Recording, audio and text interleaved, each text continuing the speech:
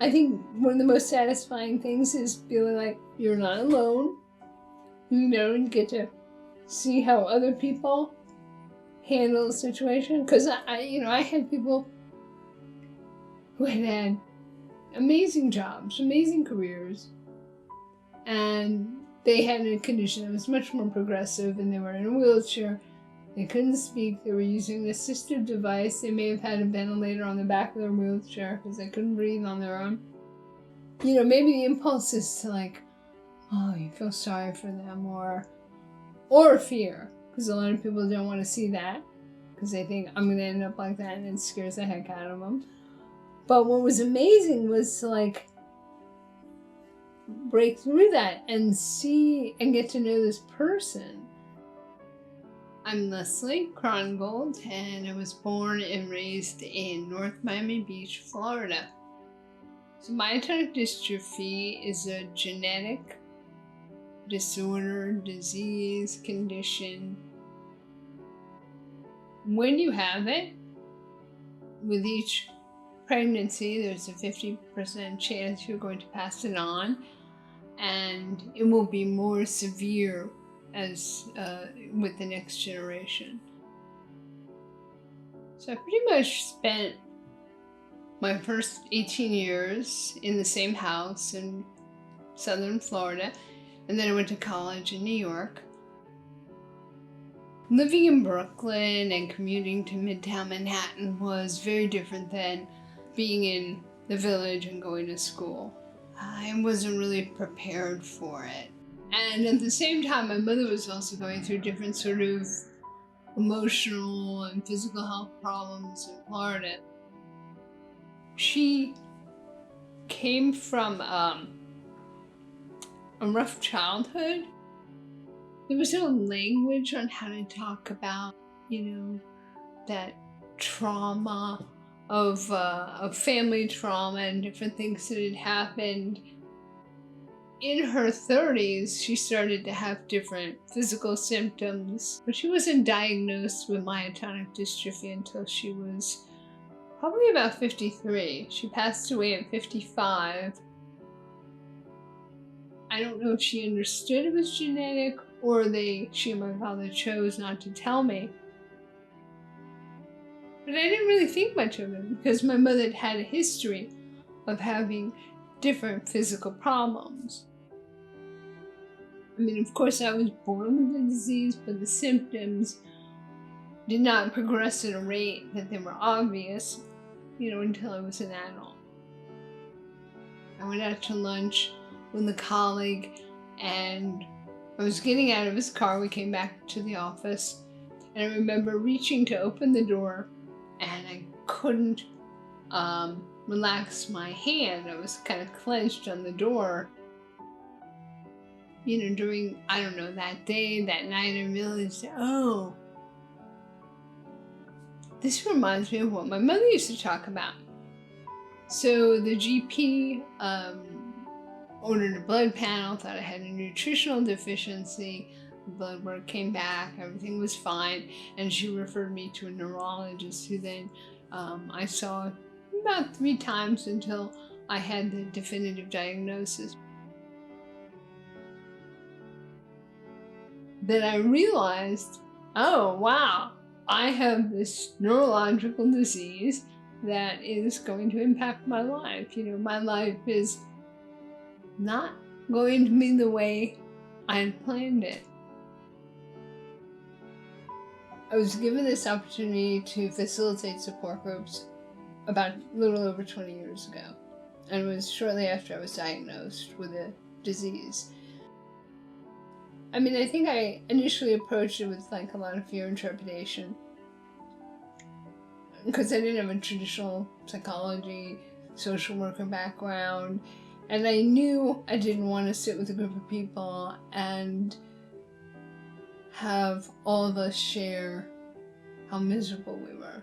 But I wanted to try to help bring it to a place where they could use it as a pivot, because I think that's what I've tried to do with my diagnosis. Part of my goal is to have all different kinds of people sharing their stories, because something something will stick.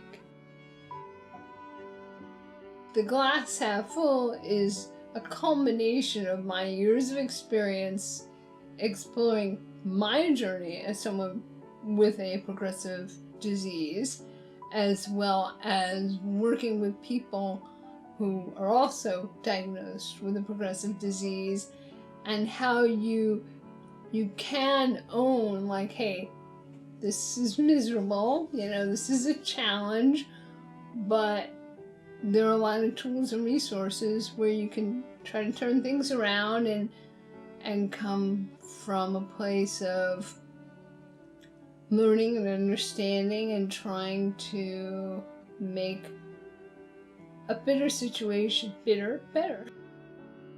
A lot of people don't want to imagine that they will be sick and die.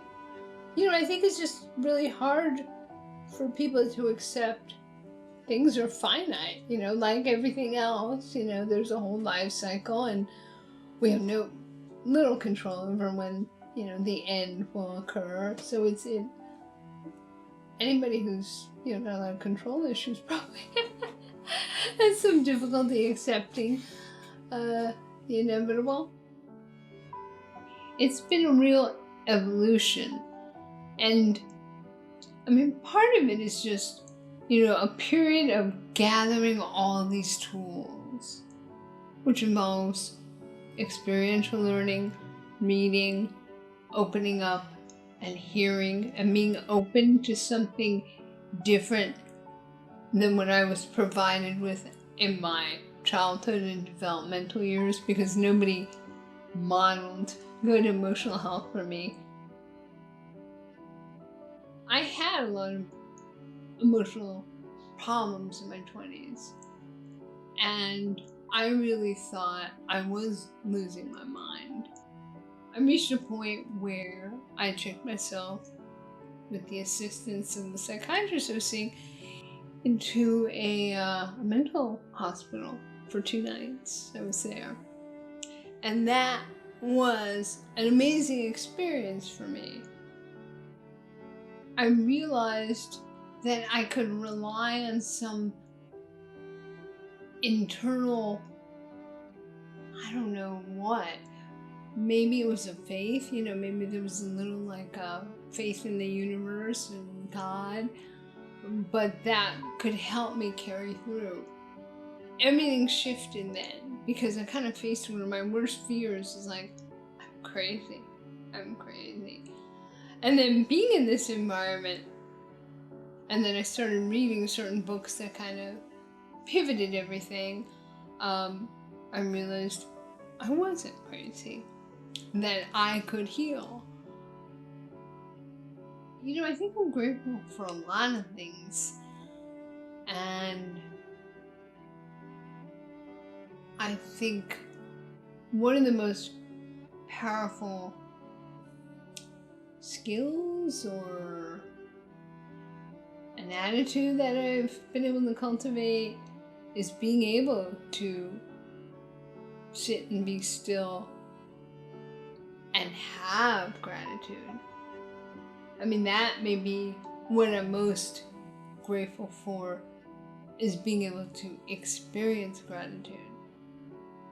Whenever things are bad, whether it's something physically or emotionally, or getting panicky about something, the ability to sit and be still and try to focus on the moment and realize I'm okay.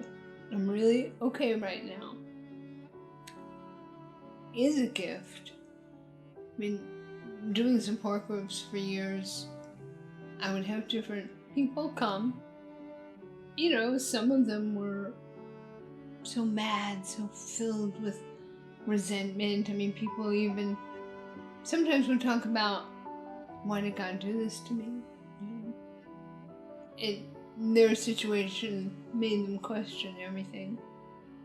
And I would say, you know what? You're here. You showed up. You got through all these hurdles to get yourself here now. I mean, to be grateful for the opportunity to do that, because there are people who can't, for whatever reason. So I'm grateful for being able to get myself in that space to feel gratitude.